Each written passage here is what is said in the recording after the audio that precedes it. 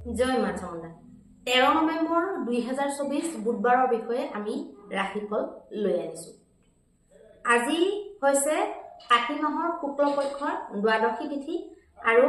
আজি নক্ষত্ৰ পৰিছে ৰেৱতী নক্ষত্ৰ আৰু কৰণ পৰিছে ক্ৰমে বালক কৰণ আৰু কৌলভ কৰণ আৰু যোগ পৰিছে বজ্ৰ যোগ আৰু সিদ্ধি যোগ। আজি যিসকল শিশু জন্মগ্ৰহণ কৰিব তেওঁলোকৰ ৰাশি হব মীন ৰাশি আৰু আজিৰ দিনটোত যিসকল কন্যা পুষ্পিতা হব তেওঁলোকৰ যোগ হব দুৰ্ভগা যোগ। আজি অভিজিত মুহূৰ্ত নাই, গতিকে আজি অভিজিত মুহূৰ্তৰ সময় দিয়া নহব, যেহেতু ৰাহুকালটো আপোনালোকৰ থাকিব 12:05 পৰা 1:26 দুপৰীয়ালৈকে আৰু আজি দিশকুলটো হৈছে উত্তৰ দিশত। এতিয়া আহকচোন আমি মেষৰ পৰা মীনলৈকে প্ৰত্যেকটো ৰাশিৰ ফল জন্ম ৰাশি বা চন্দ্ৰ ৰাশিৰ আধাৰত নিৰ্ণয় কৰিম। মেষৰ কাৰণে কেনেকুৱা কি আমি প্ৰথমতে চাই লম। মেষৰ কাৰণে যিকোনো আপোনালোকৰ মন ভাল নলগা তেনেকুৱা যিকোনো ধৰণৰ সংবাদ আহিব পাৰে, সেইটো কেৰিয়াৰৰ ক্ষেত্ৰতো হ'ব পাৰে, যিকোনো কাম কাজৰ ক্ষেত্ৰতো হ'ব পাৰে বা পাৰিবাৰিক ক্ষেত্ৰতো হ'ব পাৰে, মানে যিকোনো হ'ব পাৰে, বন্ধুবৰ্গৰ ফালৰ পৰাও হ'ব পাৰে আৰু লগতে আপোনালোকে ফাইনেন্সিয়েলি অলপমান টেনচনত থাকিব পাৰে, যিকোনো প্ৰব্লেম আপোনালোকৰ চলি থাকিব পাৰে, পাবলগীয়া বস্তু আপোনালোকে হয়তো মানে নেপাব পাৰে সময়ত আৰু কিছুমান বস্তু এনে ৱেষ্ট হোৱাৰ কাৰণে আপোনালোকৰ অকণমান মনে এটা থাকে মানুহৰ চিন্তা বা ধৰক পস্তাৱা কক তেনেকুৱা ধৰণৰ এটা মানসিকতা আজি আপোনালোকৰ দিনটোত বনি থাকিব। বৃষৰ কাৰণে আজি চাবলৈ গ'লে ভাল দেখা গৈছে, যিকোনো লাভজনক বস্তু তেওঁলোকৰ জীৱনলৈ আগমন হ'ব পাৰে, যিকোনো শুভ খবৰৰ আগমন হ'ব পাৰে, যিকোনো মন প্ৰাণ ভাল লগা তেওঁলোকৰ জীৱনৰ কাৰণে অত্যন্ত দৰকাৰী অত্যন্ত মহত্বপূৰ্ণ যিকোনো কামৰ বিষয়ে শুভ সংবাদ তেওঁলোকে পাব পাৰে বা যিকোনো তেনেকুৱা ধৰণৰ ঘটনা জীৱনত ঘটিব পাৰে। লগতে প্ৰেমৰ সম্পৰ্কটো ভালে দেখা গৈছে আৰু বাকীবিলাক সকলো চাইডে আপোনালোকৰ দিনটো শুভ দেখা গৈছে। মিথুনৰ বিষয়ে যদি ক'বলৈ যাওঁ, কাৰ্যক্ষেত্ৰত বৰ এটা ভাল নহয়, কাৰ্যক্ষেত্ৰ অকণমান মন্দ অৱস্থাত থাকিব ব্যৱসায় বাণিজ্যৰ ক্ষেত্ৰত আৰু চাকৰিৰ ক্ষেত্ৰতো মন্দ কথা নাথাকে, কিন্তু চাকৰিৰ ক্ষেত্ৰত অকণমান কথা বতৰা কৰোঁতে যিকোনো ডিল কৰোঁতে কিবা কাগজ পাতি কাম কৰোঁতে আপোনালোকে সাৱধান হ'ব। কাগজ পাতিৰ কাম অৱশ্যে ব্যৱসায়িক দৃষ্টিভংগীৰ ফালৰ পৰা সাৱধান হ'ব লাগিব। এতিয়া আহিব কৰ্কটৰ কাৰণে। কৰ্কটৰ কাৰণে যিকোনো ভাগ্যদায়ক যাত্ৰা, যিকোনো ধৰ্মীয় কৃত্য, যিকোনো আধ্যাত্মিক কৃত্য আপোনালোকে কৰিব পাৰে, বৃদ্ধ মানুহক আপোনালোকে সহায় কৰিব পাৰে, যিকোনো দান দক্ষিণা হোম যজ্ঞ আদিৰ কাৰণে আপোনালোকৰ দিনটো ভাল দেখা গৈছে। বিশেষভাৱে উচ্চ শিক্ষাৰ আলোচনা বা উচ্চ শিক্ষাৰ লগত জড়িত যিকোনো কাম বা দূৰ যাত্ৰাৰ লগত যিকোনো কাম আপোনালোকে কৰিব পাৰে, তীৰ্থ ভ্ৰমণ আদিৰ কথাও আপোনালোকে ভাবিব পাৰে। এতিয়া আহিব সিংহৰ কথা। সিংহৰ কাৰণে মানসিক চিন্তা বৃদ্ধি হ'ব পাৰে, মাথাৰ বিষ, চৰ্দি, কাহ, জ্বৰ এনেকুৱা ধৰণৰ বেমাৰে আপোনালোকক পেৰিব পাৰে, দুৰ্বল কৰি পেলাব পাৰে বা আপোনালোকৰ গাটো এনেকুৱা লাগিব পাৰে যে এদিনতে মোৰ গা বেয়া হ'ব নেকি, তেনেকুৱা ধৰণৰ ফিলিংছ আপোনালোকৰ আহিব পাৰে আৰু এইখিনি সময়ত সেইটো হোৱাটো স্বাভাৱিক, কাৰণ ছিজন চেঞ্জ হ'লে এনেও আপোনালোকৰ গা চা ধৰক মানুহৰ সকলোৰে বেয়া হয়, ভাইৰেল ফিভাৰ হয়, গতিকে স্বাস্থ্যটো আপোনালোকে কেয়াৰ ল'ব, বাণীত অকণমান সংযম ৰাখিব আৰু ৰাতিৰ ফাললৈ আপোনালোকে দূৰ যাত্ৰা নকৰাটো ভাল হ'ব। দিনতো ভাল নহ'ব, কিন্তু তথাপি ৰাতি আপোনালোকে যান বাহনবিলাক বেছি এভইড কৰাটো ভাল হ'ব।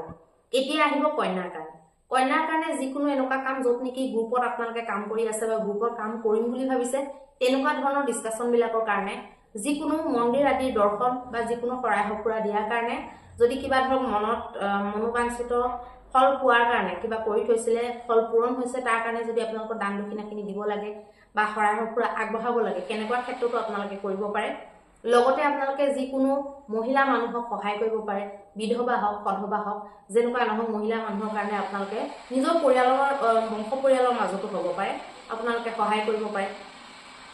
লগতে আপোনালোকে যিকোনো নিজৰ দিনটোৰ যিখিনি কাৰ্যকলাপ তাত নতুনত্ব কিবা এটা আনিব পাৰে বা জীৱনত যিকোনো ছাইডৰ পৰা কিবা নতুনত্ব আনিবলৈ চেষ্টা কৰিব পাৰে, সন্ধিয়া আদি কৰিব পাৰে। এতিয়া আহিব তুলাৰ কাৰণে। তুলাৰ কাৰণে যিকোনো শুভ কামত বাধা দেখা গৈছে, যিকোনো বিশেষ যদি মন্তব্য আপোনালোকে দিয়ে তেতিয়াহ'লে আপোনালোকৰ কাৰণে সেইটো ঘাতক হ'ব পাৰে। সামূহিক মন্তব্য বিশেষকৈ আপোনালোকে নিদিয়াটো ভাল হ'ব, বাণীত আপোনালোকে কণ্ট্ৰল কৰাটো ভাল হ'ব। বাণীত যদি কণ্ট্ৰল নাৰাখে বাহিৰৰ জগতত, বিশেষকৈ ঘৰত নহয় বাহিৰৰ জগতত, তেতিয়াহ'লে আপোনালোকৰ প্ৰব্লেম হ'ব পাৰে। প্ৰেম সম্পৰ্কৰ ফালৰ পৰা আপোনালোকৰ বৰ এটা ভাল দেখুওৱা নাই। এতিয়া আহিব বৃশ্চিকৰ কাৰণে। বৃশ্চিকৰ কাৰণে সন্তানৰ লগত জড়িত, প্ৰেমৰ লগত জড়িত, বুদ্ধিবৃত্তিৰ লগত জড়িত আৰু যিকোনো আমোদ প্ৰমোদৰ লগত জড়িত কামবিলাকৰ কাৰণে শুভ দেখা গৈছে। শিক্ষা দীক্ষাৰ লগত জড়িত যিকোনো কথা ডিসকাস যদি কৰিম বুলি ভাবিছে বংশ পৰিয়ালৰ মাজত যদি গ্ৰুপত যদি কিবা ডিসকাশন আছে তেতিয়াহলে আপোনালোকে নিশ্চিত ৰূপে কৰিব পাৰিব এতিয়া আহিব ধনুৰ কাৰণে মানসিক ক্লেশ থাকিব পাৰে বন্ধুৰ লগত মনোমালিন্য হ'ব পাৰে বন্ধুৰ পৰা যেনেকৈ ভাবিছিলে আপোনালোকে তেনেকৈ লাভটো নাপাব পাৰে বা বন্ধুৰ পৰা আপোনালোকে নিৰাশাজনক কিবা দেখিবলগীয়া হ'ব পাৰে লগতে আপোনালোকে ঘৰুৱা ক্লেশৰ পৰা বাচিবলৈ আজি দিনটোত অকমান কমকে কথা ক'ব ঘৰত বা বাহিৰত কতোৱে আপোনালোকে বিবাদৰ সৃষ্টি হোৱাটো আপোনালোকৰ কাৰণে অশুভজনক হ'ব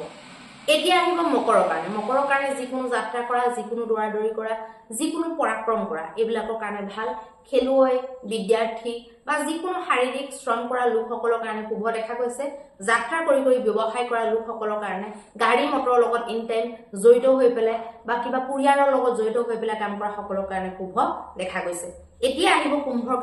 কুম্ভৰ কাৰণে মানসিক ক্লেশ থাকিব বৈবাহিক ক্ষেত্ৰত আপোনালোকৰ মনোমালিন্য বা কিবা পুৰণা কথাৰ কাৰণে কিবা এটা ফুটা মোজা বা কিবা কাজিয়া আপোনালোকৰ হ'ব পাৰে তৰ্কাতৰ্কি হ'ব পাৰে ঘৰৰ মধ্যতে কিবা এটা কথাৰ কাৰণে হেতু হ'ব পাৰে তেনেকুৱা ধৰণৰ কাজিয়া হ'ব পাৰে গতিকে সাৱধান আপোনালোকে হ'ব লাগিব নিজৰ বাণীত কন্ট্ৰল ৰাখিব আৰু আজি দিনটোত আপোনালোকে কতো তেনেকে বাহিৰলৈ ওলাই নাযাব তাতো আপোনালোকৰ প্ৰবলেম হ'ব পাৰে মানে হাজবেণ্ড ওয়াইফ একেলগে গতিকে যিমান পাৰে আপোনালোকে মৰমেৰে বস্তুবিলাক হ্যান্ডেল কৰিবলৈ চেষ্টা কৰিব যিখিনি নকলে হৈ যায় সেইখিনি আজি দিনটোত নোকোৱাটো ভাল হ'ব এতিয়া আহিব মীন ৰাশিৰ বিষয়ে মীন ৰাশিৰ কাৰণে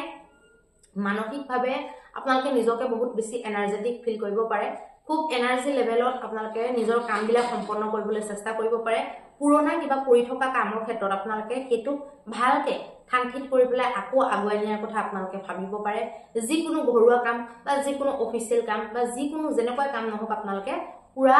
দমেৰে পুৰা পৰাক্ৰমেৰে আপোনালোকে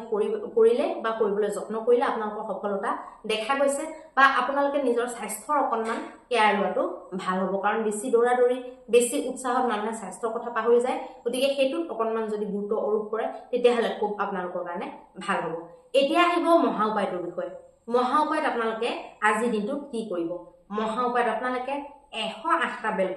108টা বেলপাতত বগা চন্দন বা অষ্টগন্ধ চন্দন লগাই পেলাই শিৱ মন্দিৰত যদি আপোনালোকে এটা এটাকে